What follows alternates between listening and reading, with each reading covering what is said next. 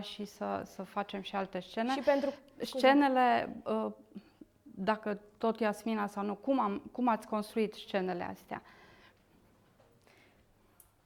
Adică scenariul, de unde până unde, că lumea nu știe. Nu știm nici noi. Am plecat de la o poveste, ne-am imaginat de la o situație reală. de la o situație reală, exact. Exercițiul nostru a fost de o scenă freeze, da? Gândiți-vă la bullying și la agresivitate și imaginați în grupe, în primul rând, scenele acelea din când am lucrat în toată clasa de agresivitate. Și după aceea, din ele au fost 10 pași până la scenă și 10 pași după scenă și, practic, scenetele de aia oarecum le e greu să le facă pentru că nu le avem scrise niciunde, ține de situație și au fost lucruri pe care era asta de noul venit, întâmpinat în felul acesta și sceneta de care vorbea Ariana era într-un fel de cyberbullying combinat cu agresivitate verbală în care pui fotografii a cuiva în situația de... Și ceva ce eu îmi doresc foarte, foarte mult să implementez în școală și sper să și reușesc până la finele acestui an.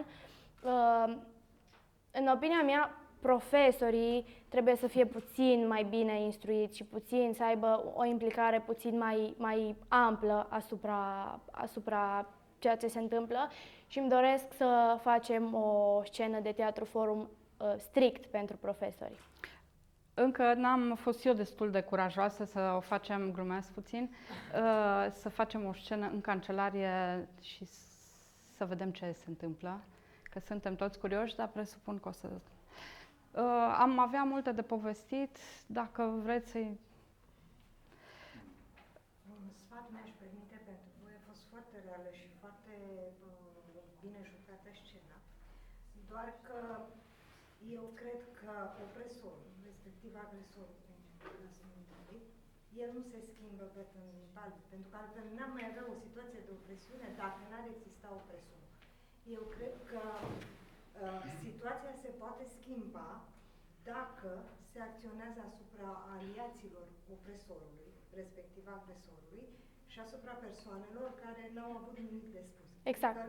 Pace, cele mai influente persoane sunt exact cele care stau pe margine. Ar putea să schimbe cel mai mult. Dacă prima dată va fi schimbat opresorul, nu va mai avea, nu există situație de opresiune.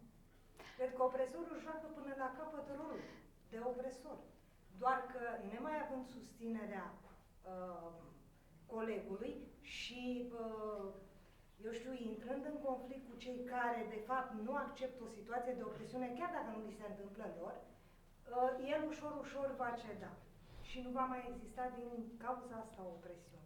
Acum, apropo de intervențiile de aici, știm toți că ați ars multe etape și ați găsit soluția perfectă. Și asta e, și mesajele, acum noi le știm, dar dacă ar fi să fi fost într-o clasă, e că și fiecare din noi trebuie să fim rezilienți, da? Folosim acum cuvântul ăsta pentru tot, ține și de asta. Voiam să spun, și dacă ei își amintesc pot la fel, copiii au înlocuit pe fiecare din ei. Noi am jucat în câte o oră, 50 de minute, am fost cu forumul în fiecare din clase și au fost înlocuiți fiecare, și cel care nu spune nimic și am fost înlocuiți toți pe toată lumea și, cum spuneam, apropo, cred că voi ați spus, până se prind. Da, au fost în clasa 6-a, au făcut și mai zdravă în conflictul. Da, și eram foarte speriați la un moment dat. Și restul copiilor, sigur că e un filmuleț care poate fi văzut, filmuleț de o oră jumate în sfârșit și un clip mai scurt, în care restul copiilor, mai nu așa, că așa tu pui paie pe foc, dar văzându-se acolo, cum să zic, se prind și intervin și au putut și explica copiii.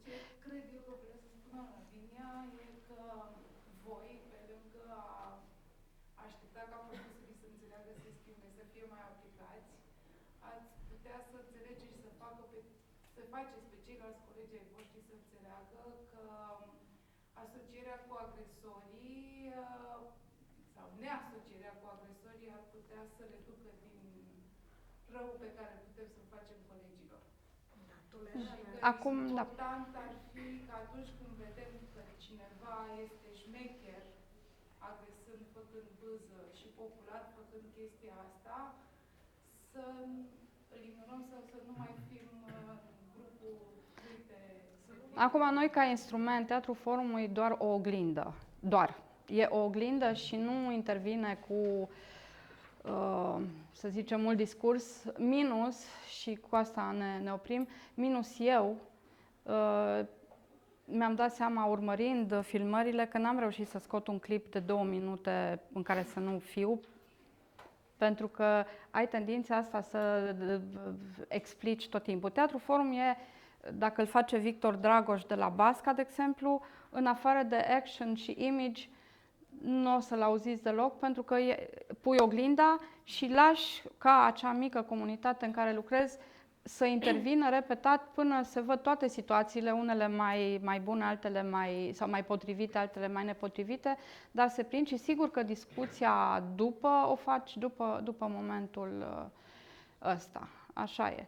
Acum, ei sunt mari și noi am vorbit cinstit, sunt dascăli la ei în școală, câțiva din cei pe care i-am întâlnit, care nu sunt mult mai mari ca ei și care atunci când au fost spectatori în momentele noastre de lucru,